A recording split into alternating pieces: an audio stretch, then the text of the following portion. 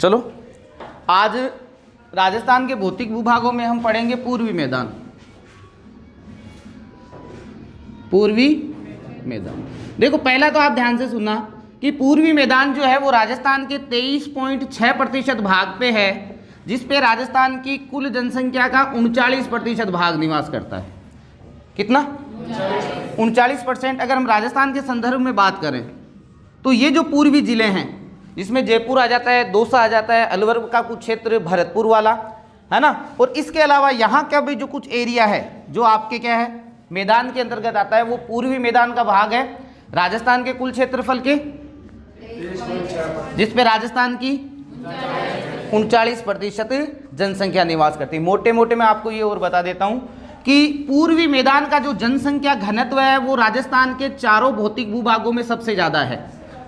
राजस्थान में सर्वाधिक जनसंख्या घनत्व वाला अगर कोई भौतिक भूभाग पूछ ले तो, लेकिन अगर परीक्षा में पूछ ले कि राजस्थान में सर्वाधिक जनसंख्या निवास करती है, तब आपको उत्तर करना है पश्चिमी राजस्थान या पश्चिमी मरुस्थल। पश्चिमी मरुस्थल जो आपके राजस्थान के लगभग 60% भाग पे फैला है, उस पे राजस्थान की कुल जनसंख्या का 40% भाग निवास करता है। तो हम ये कह सकते हैं कि सर्वाधिक जनसंख्या अगर निवास का पूछ ले तो उसका उत्तर हमें करना है पश्चिमी, और जनसंख्या घनत्व का पूछ ले तो पूर्वी मैदान। पूर्वी मैदान के जिले, अगर हम पश्चिमी मैदान के जिलों की बात करें तो पूर्वी मैदान के जिले क्षेत्रफल में अपेक्षाकृत छोटे हैं, क्षेत्रफल में अपेक्षाकृत लेकिन जनसंख्या में बड़े हैं, जबकि पश्चिमी मरुस्थलीय जो जिले हैं या पश्चिमी मरुस्थलीय मैदान के जो जिले हैं वो क्षेत्रफल की दृष्टि से बड़े हैं। आप एक जैसलमेर वाला नक्शा काट के अगर हम इधर पूर्व की तरफ लगाएं ना तो ये सारे जिले कवर हो जाते हैं।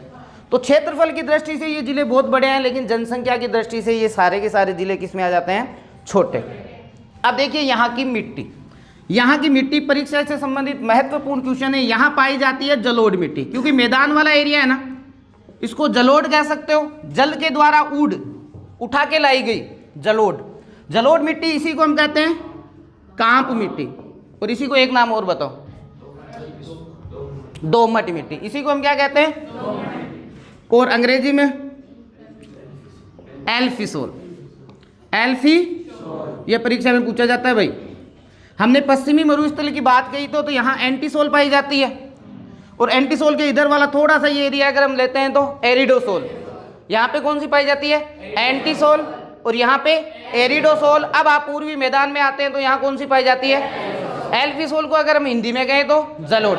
अभी हाल ही का आपके जो ट्रेंड चल रहा है ना एग्जाम में, जो मिट्टियों से संबंधित क्वेश्चन आ रहे हैं, नो डाउट वो अंग्रेजी से संबंधित नाम दे रहे हैं, तो हमें सारे के सारे नाम अपने ध्यान में रखने। वापस बताओ, ये पश्चिमी मरुस्थल की एंटीसोल, इधर थोड़ा सा एरिया ले लो एरिडोसोल, और आपके पूर्वी मैदान की एल्फीसोल, ये आपके यहाँ की मिट्टी पाई जाती है। अब मोटे मोटे रूप में हम ये कह सकते हैं कि ये जो पश्चिमी मरुस्थल है, इसका थोड़ा सा मैं आपको इस मिट्टी के बारे में बता देता हूँ भाई, और ये परीक्षा में भी पूछा जाता है। देखो जलोढ़ मिट्टी कौन सी है, ध्यान से देखें। दो प्रकार की जलोढ़ मिट्टी होती है। ये मानिए कोई पहाड़ी एरिया है या कोई पहाड़ है, अब यहाँ से नदी निकलेगी, नदी जब निकलेगी तो ये पथरीला भाग है, थोड़े थोड़े वो कंकर अपने साथ लेके आएगी, तो पहले पहले जो जमा होंगे वो क्या होंगे? कंकर। और इसको कहते हैं, जो कंकरीला एरिया होता है, कंकड़ कह दो, इसको कहते हैं भाबर। इसको क्या कहते हैं? अब यहाँ से ये नदी आगे की तरफ बहना शुरू हुई, मानो कुछ समय के बाद आगे का पानी तो सूख जाएगा, लेकिन यहाँ का पानी है वो हमेशा थोड़ा थोड़ा रहेगा, और ये एरिया बन जाएगा दलदली। और दलदली एरिया जो होता है उसको तराई कहते हैं भाई। दलदली एरिया जस्ट बाबर के जस्ट आगे वाला। अब ये नदी लगभग मानो यहाँ तक पहुँचती है, ये हर बार इसका जो बहाव क्षेत्र है वो यहाँ तक। हम ये कह सकते हैं कि यहाँ से ये नई मिट्टी लाकर यहाँ रख देती है, तो यहाँ पे नवीन कांप होगी, जिसको आप कह सकते हो नवीन जलोढ़ मिट्टी। नवीन, तो यहाँ जहाँ तक ये नवीन जलोढ़ मिट्टी वाला एरिया होता है इसको कहते हैं खादर। इसको किस नाम से जानते हैं भाई? अब मानिए एक बार ऐसा हुआ 2, 3 या 10, 15, 20 सालों से या 25 सालों में कि इस नदी में बहुत सारा पानी आया, तो ये थोड़ा ऊपर के एरिया में भी बह गई। वह तो ज़्यादातर नहीं जाती है, लेकिन बह गई तो अपने साथ वो मिट्टी भी लेके जाएगी। अब इसने क्या की, यहाँ पे वो मिट्टी बिछा दी, लेकिन एक बार गई, फिर आपके 20 साल तक नहीं गई या 15 साल तक नहीं गई, पानी आया ही नहीं। ऐसी स्थिति में ये जो मिट्टी कहलाएगी ये पुरानी कांप है, तो कांप ही, लेकिन कौन सी कांप? और इसको कहते हैं बागर। इसको क्या कहते हैं? बागर। ये जो पुरानी कांप वाला एरिया है इसको किस नाम से जानते हैं? बागर। नवीन वाला खादर। और जो दलदली होता है उसको क्या कहते हैं? और ये कंकर वाला भाग होता है उसको भाबर कहते हैं। अब यहां ध्यान रखो, ये क्वेश्चन आता है परीक्षा में। बांगड़ का ही भाबर कर देते। जो बांगड़ क्षेत्र है, कल मैंने बताया था शायद, अपने आप एक बांगड़ क्षेत्र है। वो बांगड़ परिवार का जो आधिपत्य वाला क्षेत्र रहा था। तो नागौर और पाली, नागौर और अब कई बार क्या करते हैं, इस शब्द को हटा देते हैं, ये बागर कर देते हैं। इसको क्या करते हैं? और फिर मिलान करने में नागौर जिला मिल जाएगा आपको। कौन सा मिल जाता है?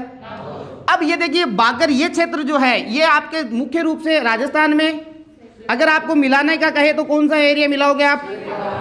बागर कह दो या फिर बागड़ भी कह दे, बागड़। अगर बांगड़ भी कह दे और आपके नागौर वाला एरिया नहीं आता है तो आप किसको मिलाओगे? शेखावाटी। शेखावाटी वाले तीनों जिले कौन से? सीकर, झुंझुनू और चूरू। ठीक है भाई, तो ये बागर वाला अगर आ जाए तो ध्यान रखें। अब राजस्थान में देखिए, राजस्थान में मुख्य रूप से अगर मैं नदी की बात करता हूं, चंबल है, 12मासी नदी, 12 महीने पानी रहता है। माही नदी, 12मासी नदी, और बनास नदी, ये भी अपना पानी काफी हर साल लेके जाती है। और एक आपके आ जाता है लूनी नदी। अगर मैं कहूं कि इन 4 नदियों में आपसे पूछ ले कि पुरानी कांप अर्थात बागर वाला जो एरिया है वो किस नदी के अंतर्गत आता है, उत्तर क्या कर दोगे? लूनी। पुरानी कांप पाई जाती है आपके राजस्थान में कहां पर? लूनी के बेसिन में। और ये तीनों क्या हो गई? नवीन कांप। अगर परीक्षा में आ जाए पुरानी कांप तो उत्तर क्या करोगे? लूनी। और नवीन कांप में कौन सी आ जाती है? चंबल, माही और बनास। ठीक है, अब देखिए, हाँ, ये मिट्टी कौन सी बताई थी यहाँ की? एल्फिसोल। मिट्टी कौन सी है? और एंटीसोल कहां पर है? पश्चिमी मरुस्थल। उससे थोड़ा ऊपर की तरफ चले जाओगे तो कौन सी आ जाएगी? एरिडोसोल। यहां वाली कौन सी है? एल्फिसोल। बहुत बढ़िया, शाबाश। अब आगे देखना, इस पूर्वी मैदान की जो प्रमुख नदी है उस नदी का नाम है बनास। प्रमुख नदी कौन सी है यहाँ की? तो इस पूर्वी मैदान को हम 3 भागों में बांटते हैं। एक हम कहते हैं बनास बेसिन, एक कहते हैं 56 का मैदान। एक कौन सा मैदान? ये 56 का मैदान इसी पूर्वी मैदान का भाग होगा। और एक कहते हैं कांठल का मैदान। एक किसको कहते हैं? तो उपनाम आए थे ना आपके, जब हमने पहला टॉपिक पढ़ा था उपनाम वाला, वहीं पे जो कांठल नाम आया था उसके साथ मैंने इनको थोड़ा थोड़ा आपको बता दिया था। एक बार ये मान लो रिवीजन ही है। शुरुआत करते हैं हम 56 के मैदान की और कांठल के मैदान की। दोनों का ध्यान से देखना।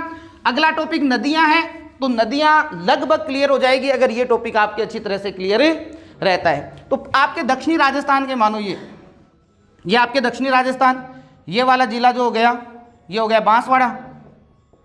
कौन सा हो गया? ये थोड़ा इधर मिला दो। ठीक है, ये हो गया इधर वाला डूंगरपुर। ठीक है, और ये हो गया आपके प्रतापगढ़। अब सुनना, दोनों मैदान का बता रहा हूं आपके। कौन कौन से 2 मैदान? 56 का मैदान और कांठल का मैदान। देखो परीक्षा में पूछा जाता है। एक अपने राजस्थान में एक 12मासी नदी का नाम है जिसको हम कहते हैं माही नदी। जिसका नाम क्या है? ये माही नदी निकलती है अममोरू की पहाड़ियां, अममोरू की पहाड़ियां, मेहद झील, एमपी। आपको थोड़ा सा ध्यान रखना है, कहां से निकलेगी? अममोरू की पहाड़ियां, मेहद झील, एमपी। अब ये नदी देखिए ऊपर की तरफ बहना शुरू करती है। ठीक है, ऊपर की तरफ आ रही है ना। ये राजस्थान में खादू नामक जगह पे प्रवेश कर जाती है। जगह का नाम क्या है? खादू। याद रहे तो ठीक है। जैसे ही प्रवेश करती है, देखो परीक्षा में एक क्वेश्चन आया हुआ है, ध्यान रखें। यहाँ इसकी एक सहायक नदी है जिसका नाम है अनास। ये नीचे से आती है लेकिन मैं यही लिख देता हूँ। कौन सी? अनास नदी कहाँ मिलती है? बांसवाड़ा में। एग्जाम में क्वेश्चन पूछा गया था कि अनास नदी माही में कहाँ मिलती है? बांसवाड़ा। तो एक पॉइंट तो आप यही क्लियर कर लेना। ठीक है ना, यही क्लियर हो गया। अब देखिए ये नदी थोड़ी ऊपर की तरफ आएगी। अब आगे ये प्रतापगढ़ के आसपास वाले में। अब यहाँ का जो मैदान है मुख्य रूप से प्रतापगढ़ वाला, न कि बांसवाड़ा। ये प्रतापगढ़ का जो मैदान है जो माही के किनारे वाला क्षेत्र है, होगा भी कौन सा? माही के किनारे वाला क्षेत्र। ये कहलाता है कांठल का मैदान। क्या कहलाता है? तो हम ये कह सकते हैं कि कांठल के मैदान का निर्माण माही नदी करती है। कांठल के मैदान का निर्माण कौन सी नदी करती है? माही नदी करती है। और कांठल का मैदान एक ही जिले में है और वो कौन सा है? फिर आपको प्राचीन समय के नामों से संबंधित अगर क्वेश्चन पूछ ले कि भाई कांठल किसका नाम है, प्रतापगढ़, कांठल किसका नाम होगा? आपने यहां पे जब आप पढ़ोगे भाई मंदिर वगैरह जब पढ़ोगे तो एक आ जाती है कांठल का ताजमहल, कांठल का, तो नो डाउट जैसे ही कांठल नाम आया है आपको सीधा प्रतापगढ़ जाना है। कांठल का ताजमहल कहाँ स्थित है? तो प्रतापगढ़ में काका जी की दरगाह, काका जी की दरगाह को कांठल का ताजमहल कहा जाता है। और कांठल जो है वो कहाँ पर है? आपके प्रतापगढ़ में। तो हम ये भी कह सकते हैं कि दक्षिणी राजस्थान का ताजमहल काका जी की दरगाह। आपको कह दे मेवाड़ का ताजमहल काका जी की दरगाह। ये सारा पहले प्राचीन समय में मेवाड़ ही तो कहलाता था ना, तो ध्यान रखें कोई ज़रूरी नहीं है वो आपको कांठल की कहे, वो आपको कह दे दक्षिणी राजस्थान का ताजमहल कहलाता है। कौन सी? दक्षिणी राजस्थान का ताजमहल कहलाने वाली काका जी की दरगाह कहाँ स्थित है? प्रतापगढ़ में। ध्यान रखो। और प्रतापगढ़ का प्राचीन नाम क्या था? अब देखिए यहाँ से ये नदी आगे की तरफ बहती है। अब ये जो एरिया है जो आपके एक तो प्रतापगढ़ वाला और एक बांसवाड़ा वाला, ये जो एरिया है यहाँ 56 गांव का एक समूह है। उस क्षेत्र में जो मैदान निर्माण होता है उस मैदान का नाम है 56 का मैदान। कौन सा मैदान? तो हम ये कह सकते हैं कि 56 का मैदान 2 जिलों में होगा, प्रतापगढ़ और बांसवाड़ा। प्रतापगढ़ और क्लियर हो गया। तो यहाँ ये मैदान का मामला खत्म। 56 के मैदान का और कांठल के मैदान का, इन दोनों ही मैदानों का निर्माण जो है वो कौन सी नदी करती है? अच्छा, एक क्वेश्चन और पूछा गया था वीडियो में कि किस नदी के किनारे को कांठल के नाम से जाना जाता है? माही नदी। माही नदी के किनारे को किस नाम से जानते हैं? कांठल। तो ये दोनों मैदान क्लियर। एक बार फिर एक एग्जाम में क्वेश्चन आया था, 2nd ग्रेड में पूछा गया था कि 56 का मैदान राजस्थान की किस दिशा की ओर स्थित है? तो उत्तर क्या करोगे? दक्षिणी राजस्थान। दक्षिणी राजस्थान में भाई मैदान का नाम आते ही हमारे दिमाग में ज्यादातर पूर्वी मैदान, वो पूर्वी नहीं करके हमें ये करना है कि 56 का मैदान और कांठल का जो दोनों मैदान है वो कहाँ पर है? दक्षिणी राजस्थान में। और ये किसके भाग हैं? पूर्वी मैदान के। किसके? क्लियर हो गया। चलिए ये यहाँ तक ही बताना, मैं थोड़ा और आगे बता देता हूँ। फिर देखिए ये नदी यहाँ से डूंगरपुर की और बांसवाड़ा की सीमा बनाते बनाते कहाँ प्रवेश कर जाती है? डूंगरपुर में। और यहाँ पर एक जगह है बेणेश्वर, गांव का नाम याद रखना, ननावटापुर। ननावटापुरा के नाम से ये जो गांव है, यहाँ पर त्रिवेणी संगम होता है बेणेश्वर में। कौन कौन सी नदियाँ? सोम, माही, जाखर। कौन कौन सी? हाँ, यहाँ शिव जी का मंदिर है, खंडित शिवलिंग की पूजा होती है यहाँ पे। किसकी? खंडित शिवलिंग की। माघ पूर्णिमा को यहाँ विशाल मेला लगता है। थोड़ा इस नदी के बारे में और थोड़ा ध्यान दे दे। जैसे ये थोड़ा आगे जाती है नदी, एक जगह आती है गलियाकोट। जगह का क्या नाम है? हम ये कह सकते हैं कि गलियाकोट जो है वो माही नदी के किनारे है। गलियाकोट किसके किनारे? अब ये क्वेश्चन 2 बनाता है आपके राजस्थान के। एक तो देवताओं और ये जो संतों से संबंधित बनाता है, एक आपके उद्योग से संबंधित बनाता है। ध्यान रखिए यहाँ पे संत फखरुद्दीन की दरगाह है। कौन से संत है? संत फखरुद्दीन की दरगाह है गलियाकोट डूंगरपुर में। दाऊदी बोहरा संप्रदाय की सबसे बड़ी पीठ, दाऊदी बोहरा संप्रदाय की राजस्थान की सबसे बड़ी दरगाह कह सकते हो वो है संत फखरुद्दीन की दरगाह, जो कहां पर है? गलियाकोट। गलियाकोट कहां? अब वापिस देखें, एक तो ये याद रखना संत फखरुद्दीन की दरगाह। आपसे पूछ ले किस नदी के किनारे है, तो हम कह सकते हैं एक यही गलियाकोट फेमस है रमकड़ा उद्योग के लिए। कौन सा उद्योग? रमकड़ा उद्योग। भाई एग्जाम में बहुत बार पूछा गया है, रमकड़ा उद्योग कहाँ का फेमस है? सोफ स्टोन। सोफ स्टोन को तराश के मूर्तियां बनाई जाती है। रमकड़ा उद्योग क्या है? सोफ स्टोन को तराश के क्या बनाई जा रही है? मूर्तियां बनाई जाती है। इसको रमकड़ा उद्योग कहते हैं। और रमकड़ा उद्योग कहाँ का? फिर चलिए ये यहाँ से ये नदी आपके आप बाहर निकाल दो, सीधी सी है, पूरी नदी नहीं पढ़ना है, ना कोई बांध बनाना है एक बार का। अब यहाँ पे ये कहाँ चली जाती है? खंबात की खाड़ी में। खंबात की खाड़ी, ये खंबात की खाड़ी में जाकर विलीन हो जाती है, वहां गिर जाती है। ये बह कहाँ रही है आपके राजस्थान में?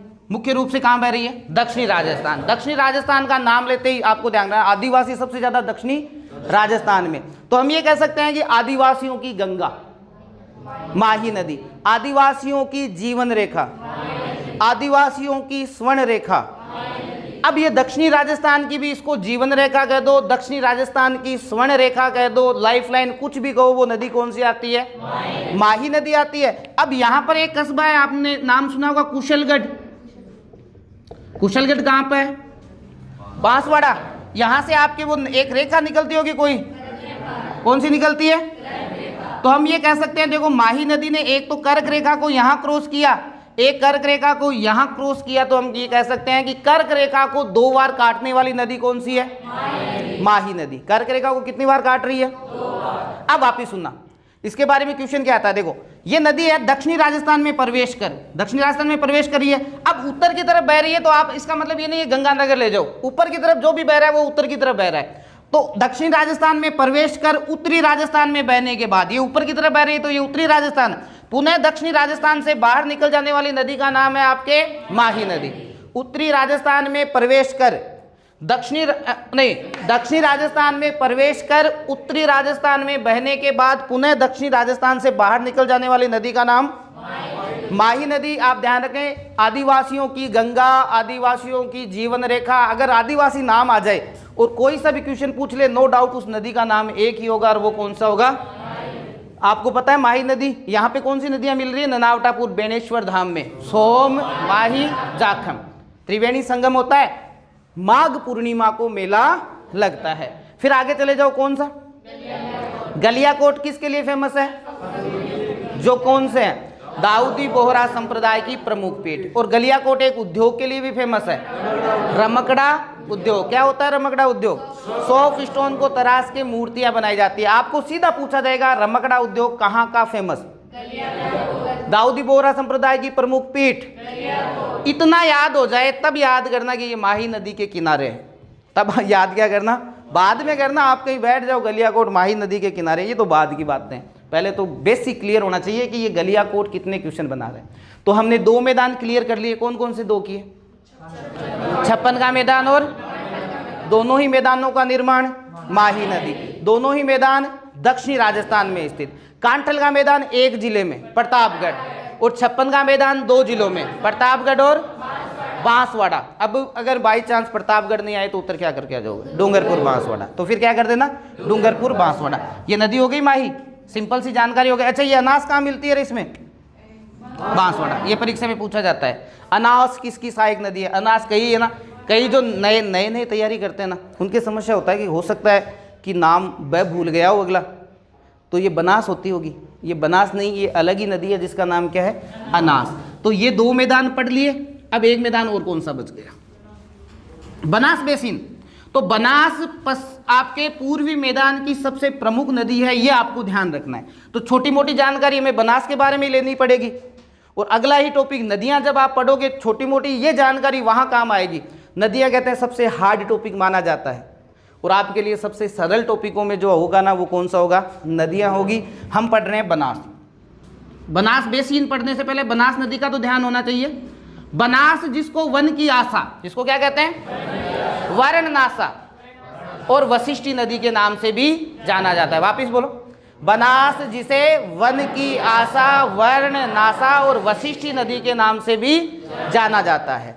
ध्यान रखें, इस नदी का उद्गम होता है खमनोर की पहाड़ियां, और खमनोर की पहाड़ियां कहां पर है? राजसमंद। इस नदी की 2 विशेषताएं रट लो, नदी वाला चैप्टर ही पूरा हो जाएगा। ध्यान रखें, पूर्णतः राजस्थान में बहने वाली सबसे लंबी नदी, पूर्णतः राजस्थान में बहने वाली सबसे लंबी नदी कौन सी है? तो इसकी लंबाई पूछ सकते हैं, 480। 480। कई जगह अलग अलग मिल जाएगा आपको आंकड़ा, वो कहेंगे हमने सैटेलाइट से लिया, तो हमें सैटेलाइट से कोई मतलब नहीं। माध्यमिक शिक्षा बोर्ड कितना बता रहा है? 480, तो हमें 480 ही मानना है। तो पहली विशेषता क्या है? और इस नदी का जल ग्रहण क्षेत्र राजस्थान की सभी नदियों में सबसे ज्यादा है। किस नदी का जल ग्रहण क्षेत्र सबसे ज्यादा? तो बनास नदी की 2 विशेषताएं कौन कौन सी हुई? पूर्णतः राजस्थान में बहने वाली सबसे, और किस नदी का जल ग्रहण क्षेत्र सबसे ज्यादा है? अच्छा, अब जितने भी आए ना, अब उत्तर बोलते जाओ। चंबल। क्या बोलते जाओगे? वृक्षाकार अपवाह प्रणाली वाली नदी, उत्खात से बहकर, उत्खात से बहने वाली नदी, उत्खात से बहने वाली नदी बीहड़ क्षेत्र का निर्माण करने वाली, डांग क्षेत्र का निर्माण करने वाली, अवनालिका अपर्दन करने वाली, गार्ज से होकर बहने वाली, सर्वाधिक सतही जल वाली, सबसे ज्यादा राजस्थान को जल की आपूर्ति करने वाली, सर्वाधिक जल ग्रहण क्षेत्र वाली बनास, सबसे ज्यादा जल ग्रहण क्षेत्र वाली, और एक इस नदी का पूर्णतः राजस्थान में बहने वाली सबसे लंबी नदी। अच्छा, राजस्थान की सबसे लंबी नदी, अगर पूर्णतः शब्द नहीं आए तो क्या कर दोगे? तो सारे क्वेश्चन बनाती है चंबल, 2 क्वेश्चन बनाती है, तो क्यों ना हम बनास वाले दोनों को अच्छी तरह याद कर लें, तो फिर वहाँ अगर कंफ्यूज आप होते हो ना तो चंबल उतर करके आ जाना। तो एक ध्यान रखें, बनास का पहला, पूर्णतः राजस्थान में बहने वाली सबसे लंबी नदी जिसकी लंबाई, और किस नदी का जल ग्रहण क्षेत्र सबसे ज़्यादा है? अच्छा, बीहड़ क्षेत्र का निर्माण, डांग क्षेत्र का निर्माण, उत्खात से बहकर होने वाली, गार्ड से होकर बहने वाली, सर्वाधिक सतही जल वाली, राजस्थान को सबसे ज़्यादा जल की आपूर्ति करने वाली, वृक्षाकार अपवाह प्रणाली वाली। बस, तो फिर बच क्या गया? इसके 2 याद करो, बाकी सारे के सारे अपने आप ही याद हो जाएंगे। अब इको मतलब आगो नहीं, चंबल चंबल ही याद कर लो, ठीक है। आपको कहते हैं कि पश्चिमी राजस्थान की सबसे लंबी नदी, चंबल मत कर दीजिए, काई वाली लूणी। पश्चिमी राजस्थान की सबसे लंबी नदी, आपको कहे उत्तरी राजस्थान में, तो उत्तरी राजस्थान की घग्गर होगी, हमने पढ़ा था ना घग्गर का मैदान। तो वैसे चंबल चंबल मत कर देना रे, पर्सन पढ़ना अच्छी तरह। देखिए, पूर्णतः राजस्थान में बहने वाली सबसे लंबी नदी। अब इस ये बात आपको पता है, ये बात भी आपको पता है क्या? राजसमंद वालों को ये बात का पता नहीं है क्या? उनको भी तो पता हो गया ना। तो ये नदी जैसे ही आपके खमनोर की पहाड़ियों से नीचे उतरती है, एक बांध बना देते हैं वो इसके ऊपर, नंदसमंद बांध। कौन सा बांध? जिसको राजसमंद की लाइफ लाइन कहा जाता है। एक ही याद करना है, ठीक है। राजसमंद में गिलुंड सभ्यता भी इसके किनारे ही है। ये 2 क्वेश्चन राजसमंद से बना देती है। राजसमंद से आपके चली जाएगी, ये कहाँ भेजोगे? चित्तौड़। अच्छा, वो छोड़ दो, वो सारे मैं बाद में बताऊंगा। ये चित्तौड़, कोई क्वेश्चन नहीं बनाना। चित्तौड़ से ले जाओ भीलवाड़ा। कहाँ ले जाओ? यहाँ पे एक क्वेश्चन बनाना है, और वो बनाना है अकॉर्डिंग नदियाँ। ध्यान रखें, आपको ध्यान रखना है, ये भीलवाड़ा की एक जगह है जिसका नाम है खेराड़, और एक जगह का नाम है माल खेराड़। खेराड़ और हमने पहले पढ़ा होगा नामों में, नामों में तो आपने पढ़ लिया। अब इसके आगे थोड़ा डीपली पढ़े तो ये जो नदी बहती है, ये खेराड़ और माल खेराड़ के एरिया से बहती है। तो नो डाउट यहाँ पे जो बोली जाने वाली भाषा होगी वो होगी खेराड़ी, या अगर हम कहें तो माल खेराड़ी। माल खेराड़ी जो भाषा बोली जाती है वो भीलवाड़ा, भीलवाड़ा के अलावा थोड़ा सा टोंक का एरिया भी वो कवर कर लेती है। तो खेराड़ और माल खेराड़, जगह का नाम पूछे तो भीलवाड़ा और टोंक में आता है, और भाषा पूछ ले तो खेराड़ी। खेराड़ी भाषा कहाँ बोली जाती है? भीलवाड़ा और टोंक का एरिया, ठीक है ना। आपसे आप थोड़ा डीपली चले जाओ, आपसे पूछ ले किस नदी के बहाव क्षेत्र में, किस नदी के बहाव क्षेत्र में खेराड़ या माल खेराड़ क्षेत्र आता है? तो बनास। खेराड़ या माल खेराड़ी या माल खेराड़ी भाषा बोली जाती है तो बनास। इतना याद आपको रखना, बनास वाले एरिया में ये भाषा बोली जाती है, इतना याद रखो। बाकी नदियां नहीं बतानी अभी, थोड़ा सा सिर्फ इतना। भीलवाड़ा का ये हो गया। अब भीलवाड़ा से ये जाती है टोंक में। कहाँ जाती है? ये आ गया टोंक। बांध नहीं करेंगे अभी, सिर्फ सिंपल सी जानकारी लेनी है, आपको जगह देखनी है। यहाँ इसका बहाव क्षेत्र कुछ चेंज हुआ क्या? सर्प के आकार की बहती है। टोंक में कैसे बहती है? चलिए, ये टोंक वाला एरिया कवर। फिर अब ले जाओ इसको सवाई माधोपुर, और सवाई माधोपुर के एक जगह है रामेश्वरम, और रामेश्वरम सवाई माधोपुर में इधर से तो ले लो चंबल, और एक इधर से छोटी सी नदी और ले लो सीप। चंबल, बनास और सीप, इन तीनों नदियों का क्या होता है? त्रिवेणी संगम होता है। तो हम ये कह सकते हैं कि बनास का जो मैदान है वो मुख्य रूप से 6 जिलों में हम कह सकते हैं। 6 जिलों में पहला राजसमंद, राजसमंद से चित्तौड़ में थोड़ा सा एरिया चित्तौड़ का, चित्तौड़ से भीलवाड़ा, भीलवाड़ा से टोंक, और टोंक से आगे क्या 6? अजमेर रह गया ना बीच वाला, अजमेर, एक अजमेर और भी। हाँ, टोंक से पहले इधर क्या कर लोगे? एक अजमेर, भीलवाड़ा, भीलवाड़ा के बाद अजमेर। हाँ, अजमेर में कोई क्वेश्चन नहीं बनाती तो अब भूल ही गए अपन। और टोंक और सवाई, बस मोटा मोटा ये याद रखना। इन जिलों में आपके ये कह सकते हो बनास नदी बहती है। बनास नदी का जो मैदान है आपसे पूछा जाए तो कितने जिलों में है, तो हम ये कह सकते हैं कि 6 जिलों में छोटे मोटे रूप से बनास मैदान का निर्माण करती है। बनास पूर्वी मैदान की सबसे लंबी नदी है, पूर्वी मैदान की सबसे लंबी नदी है। जलोढ़ मिट्टी सबसे ज़्यादा पूर्वी मैदान को अगर आपूर्ति करती है तो वो कौन सी करती है? बनास। तो ये हो गया आपके पूर्वी मैदान। वापिस सुने, पूर्वी मैदान जो राजस्थान के कुल क्षेत्रफल के, जिस पे राजस्थान की कुल जनसंख्या का, अभी कृषि पर्यवेक्षक में एक क्वेश्चन आया था कि पूर्वी मैदान राजस्थान के कुल क्षेत्रफल के कितने प्रतिशत भाग पे है, वहाँ उत्तर 23% माना गया था। क्या माना गया था?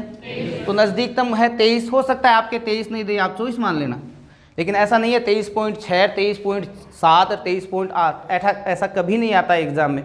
2-2 या 3-3% का गैप रहता है, तो वहाँ पे 23 मान लिया गया था और ये 23.6 पे है। पूर्वी मैदान में सर्वाधिक जनसंख्या घनत्व पाया जाता है, जबकि सबसे ज़्यादा जनसंख्या निवास कहाँ करेगी? इसको आपने कितने भागों में बांटा? 3। एक तो 56 का मैदान, एक कांठल का मैदान और एक बनास बेसिन। फिर आपको ध्यान रखना है 56 के मैदान और कांठल के मैदान का निर्माण माही नदी करती है। माही नदी के बहाव क्षेत्र को कांठल, या बहाव क्षेत्र नहीं कह सकते हम, ये कह सकते हैं उसके किनारे को क्या कहते हैं? कांठल कहते हैं। किनारे को क्या कहते हैं? ये दोनों ही मैदान कहाँ पर स्थित है? दक्षिणी राजस्थान में, है ना। और दक्षिणी राजस्थान की जीवन रेखा कौन सी नदी? माही नदी। कर्क रेखा को 2 बार पार करने वाली माही नदी। दक्षिणी राजस्थान से प्रवेश कर उत्तरी राजस्थान में बहने के बाद पुनः दक्षिणी राजस्थान से बाहर निकलने वाली नदी माही नदी, जिसका उद्गम होता है खमनोर की पहाड़ियाँ। और इसकी पहली प्रमुख सहायक नदियों में जो अनास नदी है वो कहाँ मिल जाती है? अब इतना अगर आपको याद रहेगा तो अब आगे जब हम इसकी सहायक नदियाँ पढ़ेंगे ना तो कोई प्रॉब्लम वहाँ पे नहीं आएगी। अब सीधा ही आप किसी नदी को पढ़ना शुरू कर दो और अब मैं साथ साथ में ये बता दूं ये नदियाँ आ रही ये नदियाँ, तो फिर वो सारा का सारा क्या हो जाता है, दिमाग में सारी नदियाँ मिल जाती है। अभी आपको सिर्फ इतना याद रखना है, बनास नदी का बहाव क्षेत्र राजसमंद, चित्तौड़, भीलवाड़ा, अजमेर, टोंक और सवाई माधोपुर। मोटा मोटा एक ही बांध याद रखना है, नंदसमंद। चित्तौड़ में एक बार का कुछ याद नहीं करना। भीलवाड़ा में हमें सिर्फ याद रखना है खेराड़ और मालखेराड़। यहाँ कौन सी नदियाँ मिलती है वो नदियों में पढ़ेंगे। यहाँ पे देखो ये कैसे बहती है? सर्पाकार। सर्पाकार कहाँ बहती है? टोंक में। और सवाई माधोपुर के रामेश्वरम में क्या हो जाता है? इन तीनों का त्रिवेणी संगम हो जाता है भाई। चलिए आखिरी भौतिक भूभाग और पढ़ लेते हैं। आखिरी भौतिक भूभाग दोनों आज क्लियर कर देते हैं, फिर कल से नदियों वाला टॉपिक शुरू करेंगे। आखिरी कौन सा रह गया? दक्षिणी पूर्वी पठार। दक्षिणी पूर्वी पठार उपनामों में पढ़ चुके हो काफी कुछ। राजस्थान के कुल क्षेत्रफल के 7% भाग पे फैला है, जिसपे राजस्थान की कुल जनसंख्या का 11%। हम ये कह सकते हैं कि राजस्थान में 4 भौतिक भूभागों में क्षेत्रफल की दृष्टि से सबसे जो बड़ा है वो है मरुस्थल, और क्षेत्रफल की दृष्टि से सबसे छोटा है वो कौन सा है? अपना दक्षिणी पूर्वी पठार। अब देखिए इस दक्षिणी पूर्वी पठार जो आपके नक्शे के हिसाब से अगर हम बात करें, ठीक है, तो ये यहाँ पर इस जगह से आ जाता है इस प्रकार से, है ना। दक्षिण, उत्तर, पूर्व और ये पश्चिम, तो ये दिशा कौन सी होगी? दक्षिण, दक्षिणी पूर्वी। और ये पठार है। ये मुख्य रूप से आपके कोटा, बूंदी, बारा, झालावाड़ इन एरियो में आता है, लगभग के ध्यान में हो ये है। अब आप ध्यान रखें दक्षिणी पूर्वी जो पठार है उसको हम 3 नामों से जानते हैं। पहला है हाड़ौती का पठार, उपनामों में पढ़ा है आपने। फिर आपने दूसरा मालवा का पठार, उपनामों में कहीं ना कहीं पढ़ लिया होगा। फिर तीसरा इसको कहते हैं लावा का पठार। क्या कहते हैं? तो तीनों से ध्यान रखें, जो क्वेश्चन बनते हैं वो तीनों से क्लियर करो। हाड़ा चौहानों के द्वारा, हाड़ा कौन से राजपूत? हाड़ा चौहानों के द्वारा शासित होने के कारण इस क्षेत्र को हाड़ौती के पठार के नाम से जाना गया। तो हाड़ा कौन से राजपूत? चौहान। अब मोटे मोटे जो मैंने आपको बताया था रिवीजन करना। हाड़ौती राज्य का संस्थापक कौन? देवी सिंह हाड़ा। देवी सिंह हाड़ा ऑप्शन में ही नहीं है, देवा, तो क्या कर दोगे? अच्छा, बूंदी राज्य का संस्थापक देवी सिंह हाड़ा। अगर हाड़ौती का पूछ ले तो भी देवी सिंह हाड़ा, और बूंदी का, क्योंकि बूंदी पहली राजधानी वही रही थी, तो बूंदी राज्य का संस्थापक। अब इसमें से बूंदी से कोटा को अलग रखो। कोटा राज्य का संस्थापक माधो सिंह। कोटा का कौन? कोटा को बूंदी से अलग करने वाला मुगल बादशाह शाहजहां। शाहजहां ने कोटा को बूंदी से अलग कर माधो सिंह को वहां का क्या बना दिया था? संस्थापक। तो हम ये कह सकते हैं कि कोटा राज्य का संस्थापक कौन था? अच्छा, फिर 1838 में, कब की बात है? 1838 में एक संधि के तहत अंग्रेजों ने कोटा से किसको अलग कर दिया? झालावाड़ को। तो आपको ध्यान रखना है, अंग्रेजों के द्वारा निर्मित जो रियासत थी वो झालावाड़। झालावाड़ अस्तित्व में कब आई, ये पूछा गया था, तो रिवीजन करा रहा हूं आपके। कब आई थी? 1838। अंग्रेजों के द्वारा निर्मित एकमात्र रियासत, राजस्थान की सबसे नवीनतम रियासत, बताओ। झालावाड़ राज्य का संस्थापक झाला मदन सिंह। झाला, तो देवी सिंह ने किसकी की? हाड़ौती। हाड़ौती या बूंदी। कोटा की माधो सिंह। झालावाड़ की झाला मदन सिंह। और फिर 1991 में बीडीआर जिले बन गए थे। 1991 बी से 12, डी से 2 और आर से, तो ये 12, फिर एक नया जिला। तो इस हाड़ौती को हमने 4 भागों में पढ़ लिया। ये हाड़ौती वाला क्लियर। अब ले लो मालवा। मालव प्रदेश, ये जो एरिया है ना एमपी वाला, मालव प्रदेश एमपी से घिरा होने के कारण, मालव प्रदेश कहां पर है? एमपी से घिरा होने के कारण ये पूरा का पूरा जो क्षेत्र है वो मालवा कहलाया। और अपने झालावाड़, ये 12, ये जो एरिया है ये भी क्या कहलाया फिर? मालवा। तो फिर अब यहाँ जो भाषा बोली जाती है वो मालवी। मैं ये कह सकता हूँ कि मालवी भाषा किस दिशा की ओर बोली जाती है? दक्षिणी पूर्वी। दक्षिणी पूर्वी राजस्थान की प्रमुख भाषा कौन सी होगी? मालवा क्षेत्र किसके लिए फेमस? वनों के लिए। तो हम ये कह सकते हैं कि हमारा जो झालावाड़, कोटा, बूंदी वाला एरिया, यहाँ पे भी वन काफ़ी पाए जाते हैं। जहाँ वन ज़्यादा होते हैं वहाँ वर्षा, और जहाँ वर्षा होगी वहाँ नदियाँ। तो राजस्थान में मालवा के कारण जो क्वेश्चन बनते हैं, एक तो मालवी भाषा, एक वनों वाला क्षेत्र होने के कारण यहाँ बारिश ज़्यादा होती है। तो राजस्थान में सर्वाधिक वर्षा वाला संभाग कोटा संभाग। कौन सा? और आप देखो जिलों में भी आप सर्वाधिक वर्षा पढ़ते हो झालावाड़ में। राजस्थान में सर्वाधिक वर्षा कहाँ होती है? अब जहाँ वर्षा ज़्यादा होती है वहाँ नदियाँ ज़्यादा बहती है, न कि निकलती है। सर्वाधिक नदियों वाला संभाग कोटा। सर्वाधिक नदियों वाला संभाग कोटा संभाग होगा। लेकिन अगर आपसे परीक्षा में पूछे, संभाग नहीं पूछ के आपके पूछे सर्वाधिक नदियों वाला भौतिक भूभाग, दक्षिणी पूर्वी पठार, कौन सा होगा?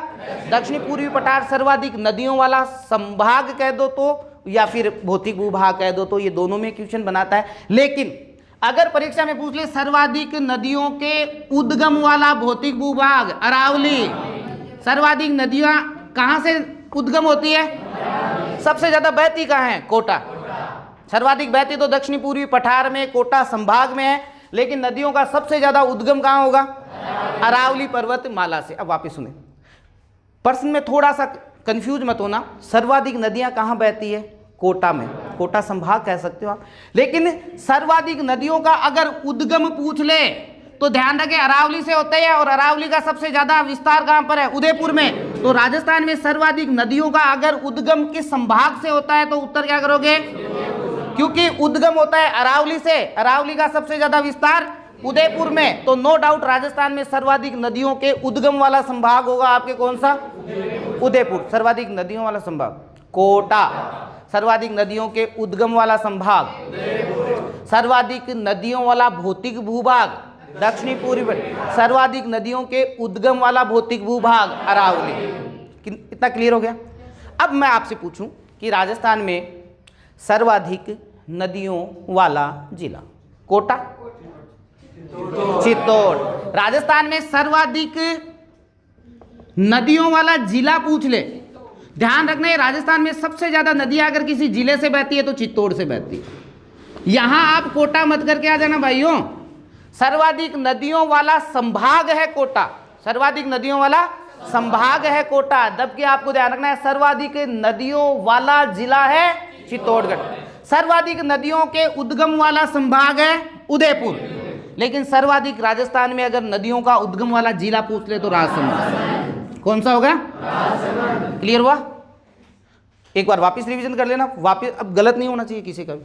सर्वाधिक नदियों वाला संभाग, सर्वाधिक नदियों के उद्गम वाला संभाग, सर्वाधिक नदियों वाला जिला सर्वाधिक नदियों के उद्गम वाला जिला, सर्वाधिक नदियों के उद्गम वाला भौतिक भूभाग अरावली, सर्वाधिक नदियां बहने वाला या सर्वाधिक नदियों वाला भौतिक भूभाग दक्षिणी पूर्वी पठार, दक्षिणी पूर्वी सारा। कहीं अटकोगे नहीं, पूछ लो फिर क्वेश्चन। राजस्थान के किस संभाग का अफवाह तंत्र अरब सागर और बंगाल की खाड़ी दोनों है?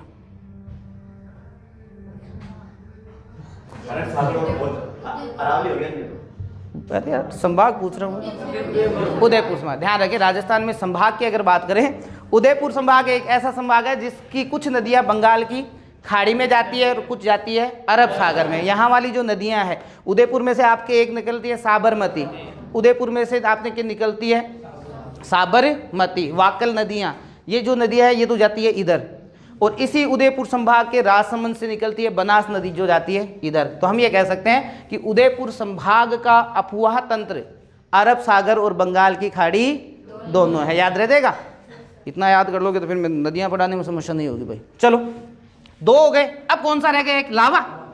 लावा किससे निकलता है? तो हम ये कह सकते हैं कि इस दक्षिणी पूर्वी पठार का जो निर्माण हुआ है वो लावा से हुआ है, और लावा निकलता है ज्वालामुखी से। तो हम ये कह सकते हैं कि दक्षिणी राजस्थान का वह भौतिक भूभाग जिसका निर्माण ज्वालामुखी क्रियाओं के तहत हुआ है, तो राजस्थान में ज्वालामुखी क्रियाओं के तहत जो उत्पन्न स्थान है वो कौन सा है? दक्षिणी पूर्वी पठार। दक्षिणी पूर्वी जो किससे बना हुआ है? लावा से। जहां हम ये कह सकते हैं ज्वालामुखी क्रियाओं के तहत बना था। किसके तहत?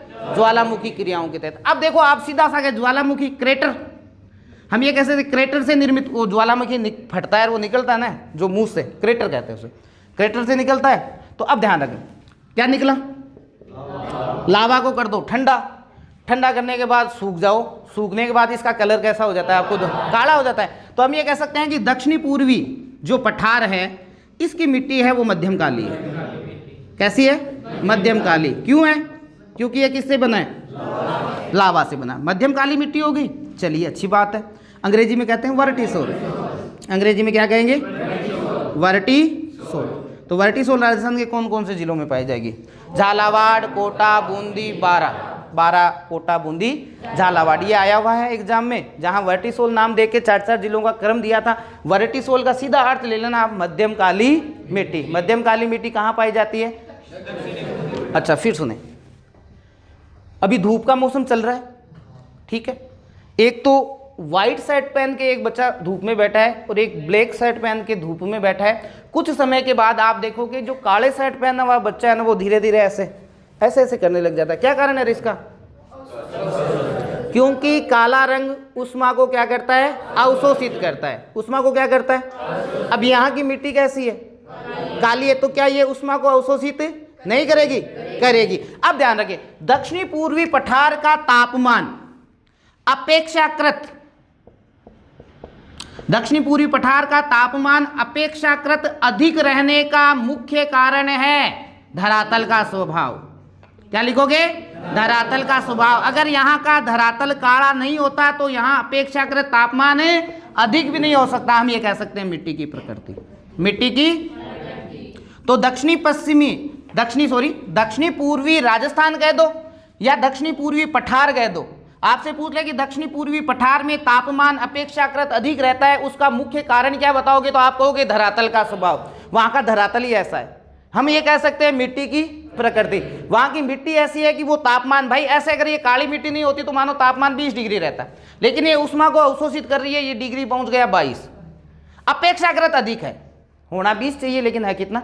22। उसका कारण धरातल का स्वभाव या मिट्टी की प्रकृति। अब फिर वापिस सुने, ये मध्यम काली जो मिट्टी होती है ये 2 फसलों के लिए, वैसे तो कपास के लिए होती है, लेकिन फिर आपको अपने हिसाब से याद रखना है कि 2 फसलों के लिए मिट्टी ये लाभकारी होती है। एक तो सोयाबीन और एक मसाला, एक सोयाबीन और एक मसाला। मसाला और सोयाबीन जो है ना, इनका जो उत्पादन होता है वो मध्यम काली मिट्टी में ज़्यादा होता है। हम ये कह सकते हैं मध्यम काली मिट्टी जो है वो दक्षिणी पूर्वी राजस्थान में पाई जाती है। तो हम ये भी कह सकते हैं कि जो मसाला प्रदेश है वो कौन सा है? दक्षिणी पूर्वी राजस्थान। हम ये कह सकते हैं मसाला प्रदेश कौन सा है? दक्षिणी पूर्वी राजस्थान। यहाँ ये 2 फसलों से संबंधित है, यही याद कर लो। तो मसाला प्रदेश दक्षिणी पूर्वी राजस्थान, सोयाबीन प्रदेश, अच्छा सोयाबीन का सर्वाधिक उत्पादन झालावाड़, सोयाबीन का सर्वाधिक उत्पादन, सोयाबीन मंडी झालावाड़, सोयाबीन मंडी, मसालों का सबसे ज्यादा उत्पादन कोटा, मसालों का सबसे ज्यादा उत्पादन, मसालों को अंग्रेजी में तो स्पाइस पार्क भी कहाँ है, कोटा के अंदर है। फिर आपको ध्यान रखना है धनिया ज्यादा, धनिया ज्यादा 12 में, और लहसुन, लहसुन अच्छी बात है। ये इतना क्लियर हो गया, ये सारा हो गया ना, ये तीनों चारों नाम हो गए। चलिए फिर बाकी जो थोड़ा बहुत है, इस दक्षिणी पूर्वी पठार की जो प्रमुख नदी है, बस थोड़ा सा और देख लो आप। ये दक्षिणी पूर्वी पठार जो है, सुने, दक्षिणी पूर्वी पठार,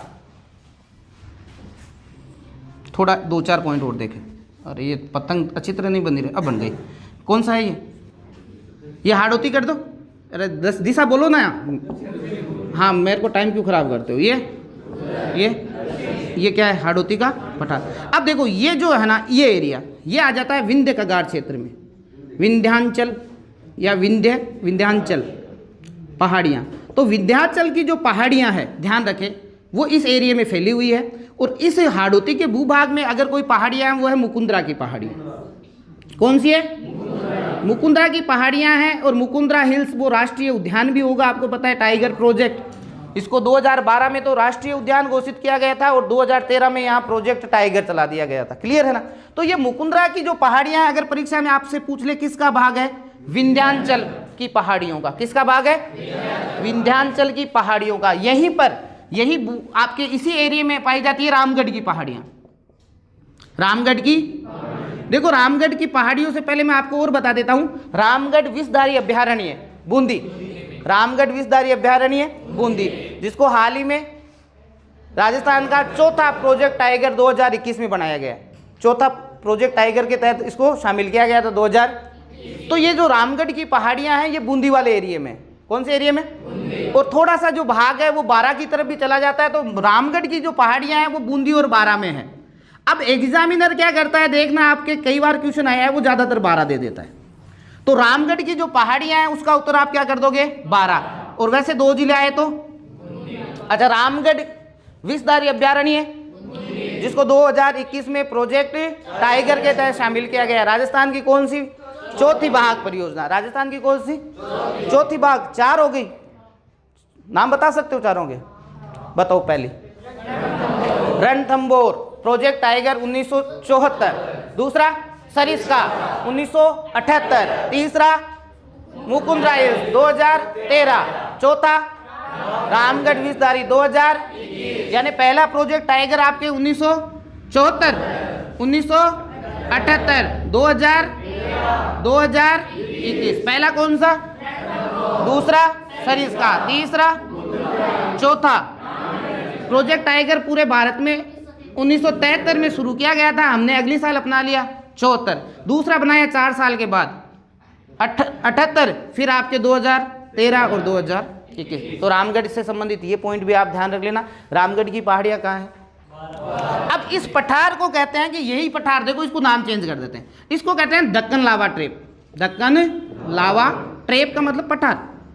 कहते हैं राजस्थान में आपसे पूछ ले कि दक्कन लावा ट्रेप या दक्कन का पठार जो है उससे निर्मित है, तो यह आप कह सकते हो हाड़ौती।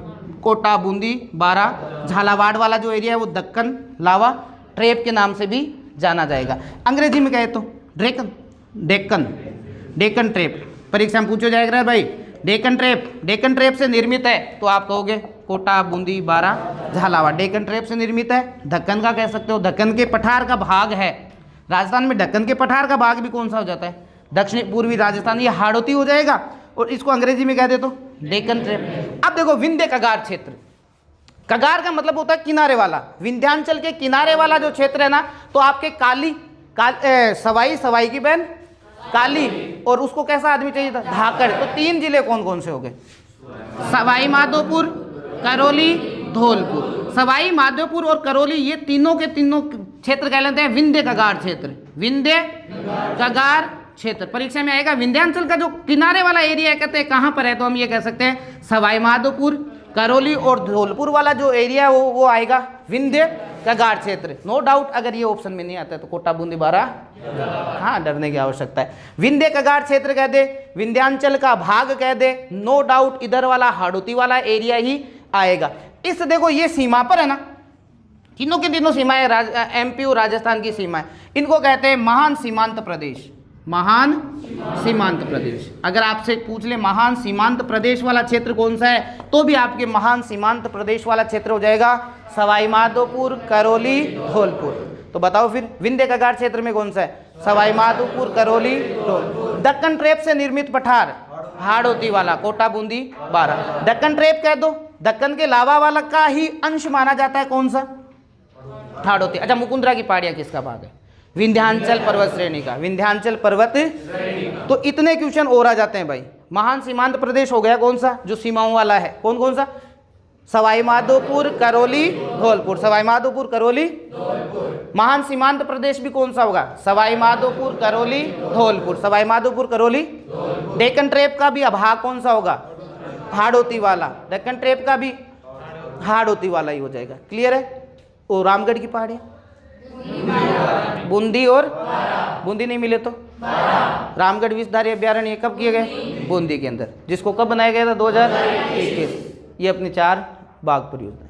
और यहाँ इस दक्षिणी पूर्वी पठार की जो प्रमुख नदी है, उस नदी का नाम है चंबल। तो हम ये कह सकते हैं कि इस एरिया में पाए जाते हैं उत्खात। उत्खात क्षेत्र का निर्माण कहते हैं कौन से भौतिक भूभाग में आता है, हम कहेंगे कहाँ होगा, हाड़ौती में। अगर आपसे कहे बीहड़, हाड़ौती, डांग, हाड़ौती। कंदराओं का निर्माण हाड़ौती के अंदर, ठीक है। कंदराओं का निर्माण भी, इसीलिए डांग की रानी, डांग की रानी कौन सी, करौली, ठीक है भाई।